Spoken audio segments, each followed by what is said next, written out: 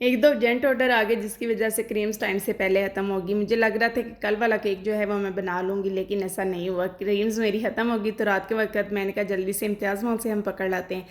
जब हम वहाँ गए हैं तो वहाँ सिर्फ स्ट्रॉबेरी फ्लेवर में पड़ी हुई थी और मुझे केक बनाना था वाइट कलर में। तो फिर मैंने कहा कि अब मैं क्या करूँ, तो फिर हम लोग गए बहरिया में। वहाँ पंजाब कैश एंड कैरी से हमने कहा हम ले लेंगे, लेकिन वो बंद हो चुका था। वो 10 बजे बंद हो जाता है, हम 10:30 वहाँ पहुँचे थे। तो फिर वापसी पे हम लोग आए हैं तो हमने वहाँ देखा है ग्रीन वैली। तो मैंने कहा क्यों ना हम यहाँ से ले लेते। जब मैं वहाँ गई वहाँ क्रीम अवेलेबल थी तो मुझे बहुत खुशी हुई। मैंने कहा चलो शुक्र है क्रीम का पैकेट मिल गया। मैंने वहाँ से लिया और जब मैं पेमेंट करने लगी तो वो था 1100 का। मैंने कहा चलो हैर है, क्योंकि मेरा मसला हल हो गया। सुबह का केक बनाना था तो चलो मैंने ले लिया। मुझे ये था, मैं बड़ी खुश थी कि शायद ये कोई इम्पोर्टेड क्रीम है, मे भी इम्पोर्टेड ही हो। और मैं सोच रही थी पता नहीं कितना रिच फ्लेवर होगा, और अगर इसका टेस्ट वाकई बहुत अच्छा हुआ तो मैं इसे अपने मेन्यू में ऐड कर लूँगी। तो जब मैंने इसको लिया और इसका जो पैकेट था वो मुझे थोड़ा फुला हुआ लग रहा था, लेकिन फिर मजबूरी थी। मैंने कहा कोई नहीं, मैंने सुना था एक बेकर से कि उसके पैकेट ऐसे ही होते हैं तो वो सही होते हैं। तो सुबह उठ के जब मैंने इस पैकेट को खोला है और इसके अंदर से मैंने क्रीम निकाली तो वो जैसे बटर नहीं होता उस तरीके की ऐसे डलियों की शेप में थी। हालांकि वो फ्रीज़ नहीं थी, उसकी लुक ही ऐसी थी। ये देखिए मैं आपको दिखा देती हूँ। ये बिल्कुल भी ठंडी नहीं है, ज़्यादा ठंडी नहीं है, मतलब जमी हुई नहीं है। इसकी लुक ही ऐसी, इसका टेक्सचर ही ऐसा है। तो मैंने कहा मैं भी इसको मैं विप करूँगी तो ये ठीक हो जाएगी।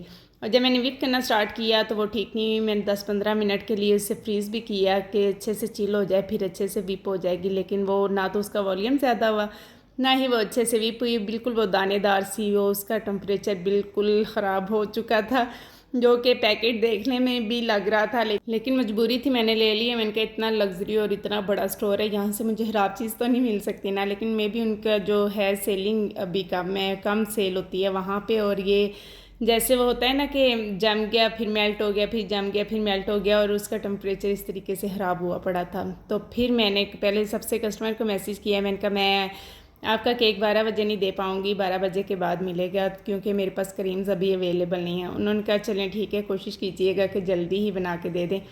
फिर पहले तो मैं परेशान होगी कि मेरे 1100 वेस्ट हो गए, लेकिन फिर मैंने सोचा क्यों ना मैं इसको रिटर्न कर दूँ।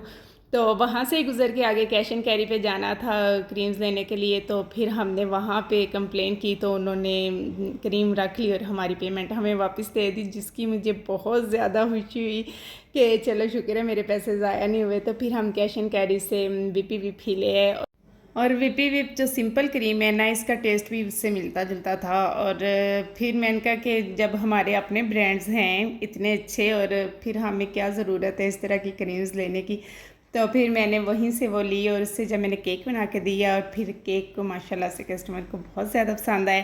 पहले तो 2 दिन उन्होंने रिप्लाई नहीं किया। मैंने कहा शायद लेट मैंने कर दिए, शायद मैंने वैसा बनाया नहीं जैसा उन्होंने कहा। लेकिन फिर नेक्स्ट 2 दिन के बाद उनका मुझे रिप्लाई आया, तो वो भी मैं आप लोगों के साथ शेयर करूँगी।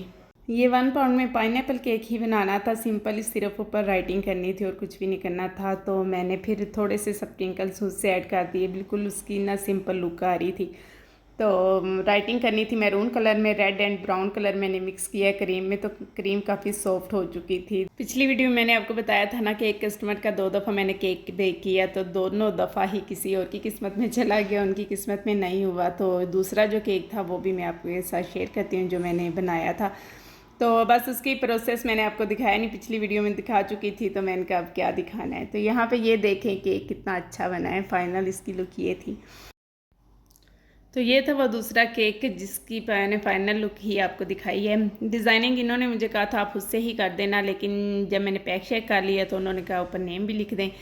पहले तो मैंने सोचा क्रीम ख़त्म हो चुका है, मैं क्या करूं। फिर मुझे याद आया कि वो रेड कलर की क्रीम बाकी बची थी, तो मैं उसी से नेम लिख देती हूँ। और उससे नेम इतना अट्रैक्टिव और इतना प्यारा लग रहा था। पहले मुझे बल्कि केक सिंपल सिंपल लग रहा था, जब मैंने राइटिंग की तो वो बहुत ही खूबसूरत हो गया था।